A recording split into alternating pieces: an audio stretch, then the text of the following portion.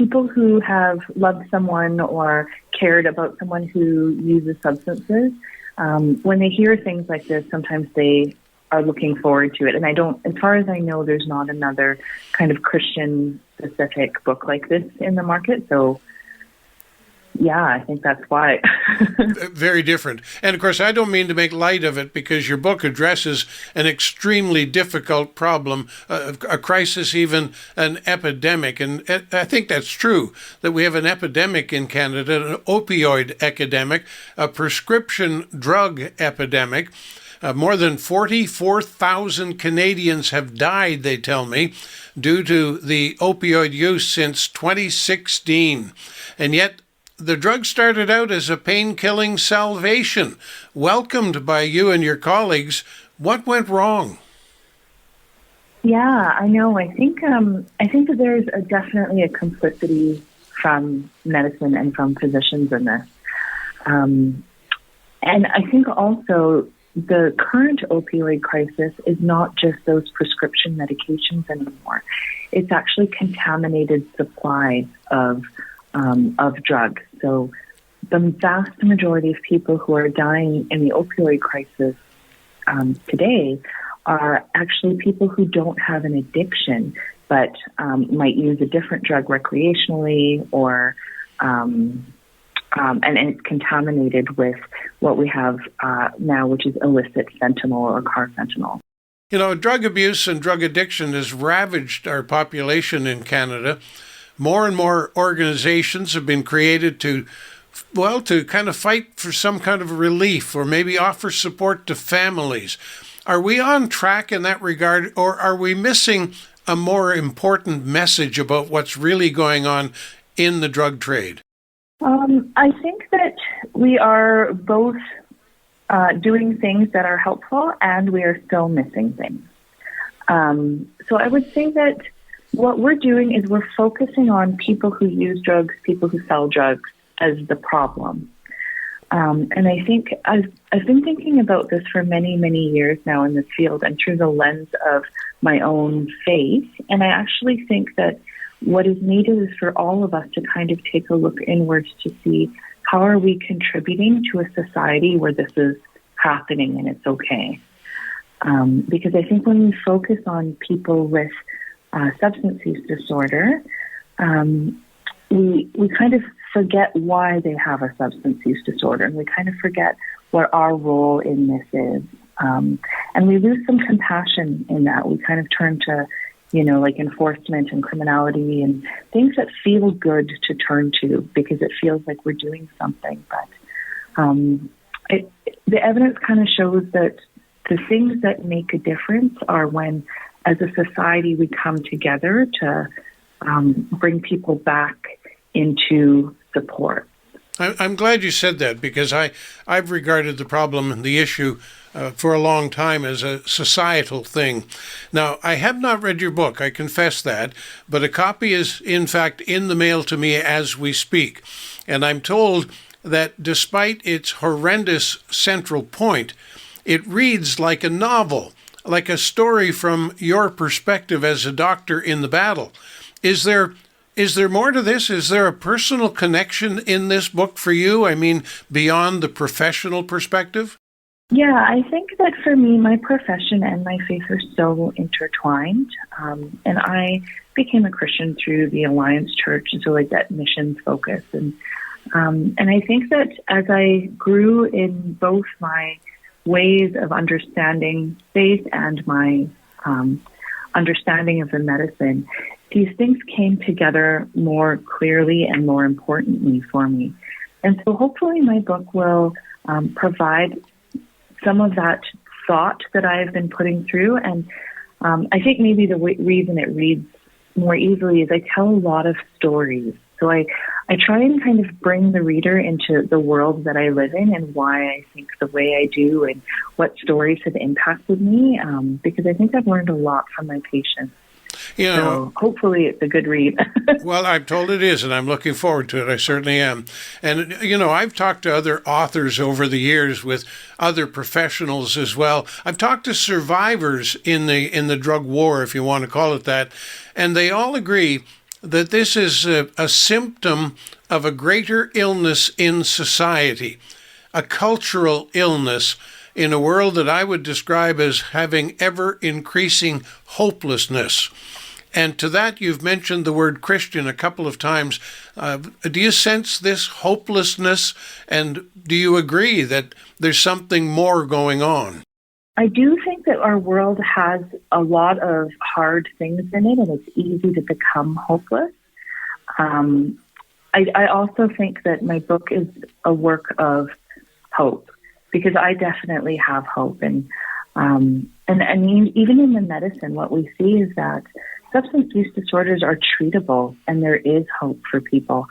And so hopefully, even though there is a lot of difficult content in it, hopefully it will provide some of that way forward that gives people hope. Well, speaking of that, I'm operating this radio station from a place we call Hope Center. And it's an opportunity, a community meeting place and so on. It's not a Christian facility per se, but I am a pastor, and people know that. And as a consequence, there are people who do not come to the Hope Center in a way that they don't go to church these days. They've written off faith as a foundation for life. And often we see in the professional community, the science community, and in that doctors are often lumped in there as scientists, that we see a separation of church faith and science. You're doing both. And of course, I've always said that they go hand in hand. I think so. I mean, definitely as a physician, I think so. Because I think that sometimes the way I see science is us learning about the world that was made, learning about bodies, learning about how people's brains work. And I think because all of these were created, then I'm learning about the work of God in the world. So to me, those things go very much hand in hand. Do you struggle at work?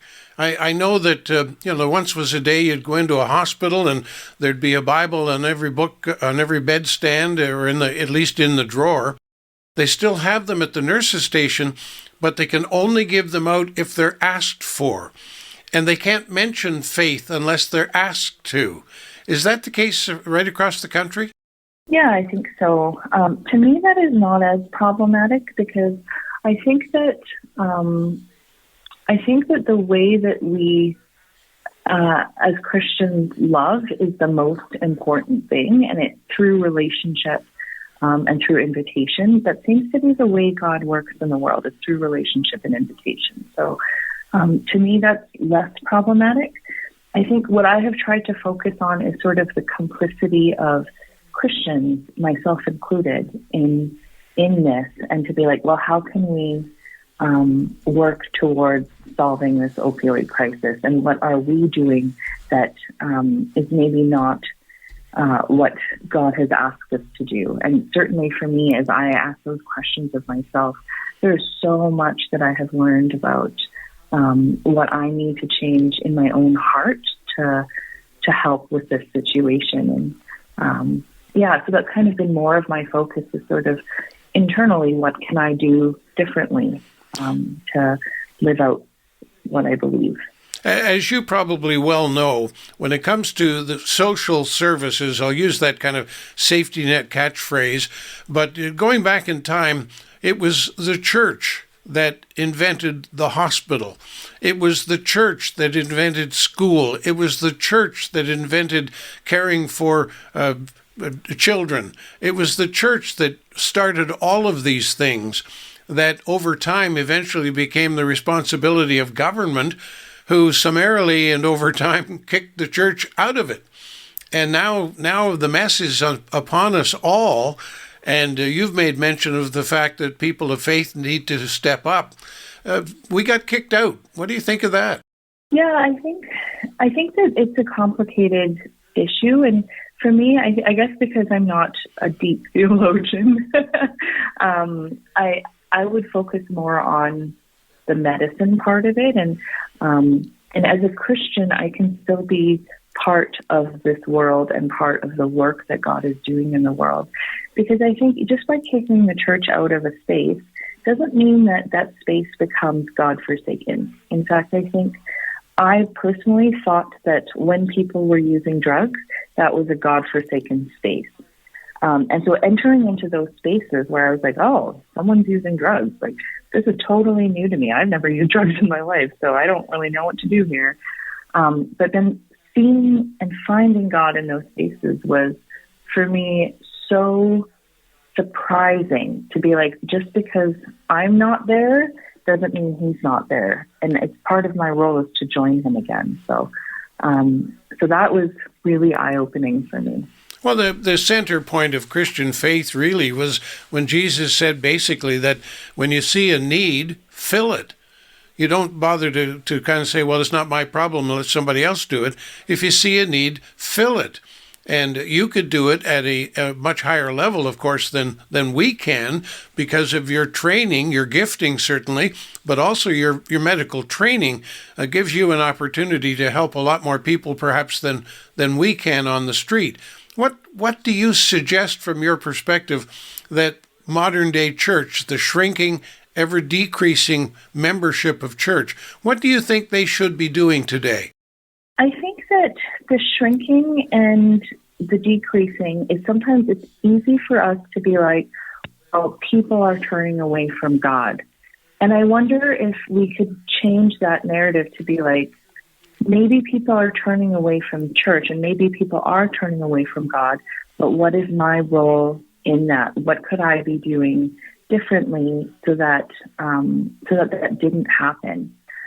Because I can't control other people or their decisions, but what I can do is take a good hard look at myself to be like, well, what am I doing in this? And for me, that's been kind of the work of my heart and my mind that I've hopefully shown in this book is like the ways that I've gone wrong and the ways that I think that the church can improve in this area. I thank you so much for that kind wisdom right there.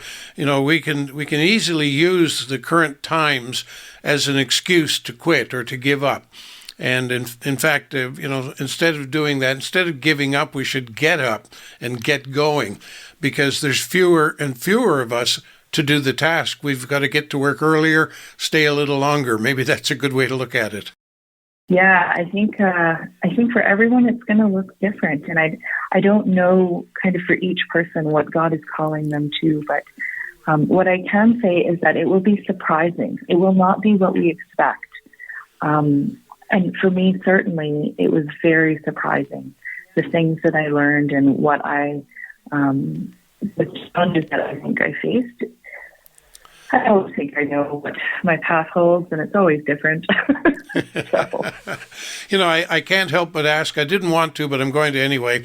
For the most part, back to that question of science and faith being a dichotomy, what's it like for you to be a Christian doctor in a world of doctors that perhaps do not embrace faith?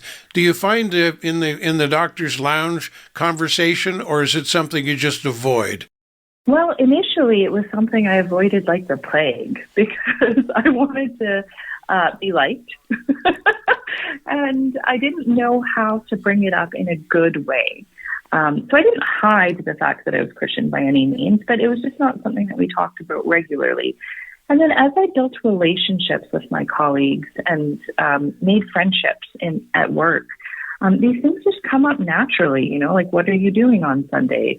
Where are you going? Like, why are you going to this other place? And so then having those conversations also in our field of work when things are hard and patients that we love die and people we love die, it naturally leads to more conversations with colleagues. And I think because I have been pretty open,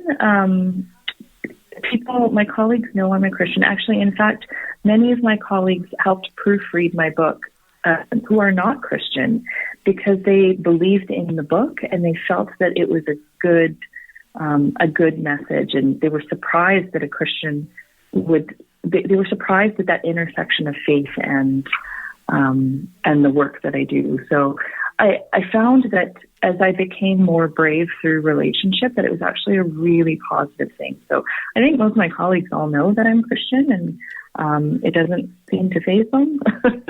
And nor should and in it. fact are quite supportive. Yeah, yeah. Absolutely. Well, I think Jesus said it often, and I've said it even more, and that is, it's not what you say, it's what you do. People are going to see you for who you are, and no matter what kind of speech you may have prepared, your little elevator speech or otherwise, to talk about faith, that means nothing until they see you in action. And Dr. Grover, you are in action, and you've put your words in a book that all of us can take a look and see as well. I thank you, A, for your commitment and your faith.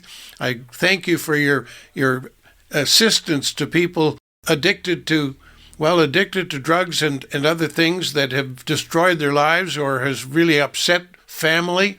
We thank you for all that you do.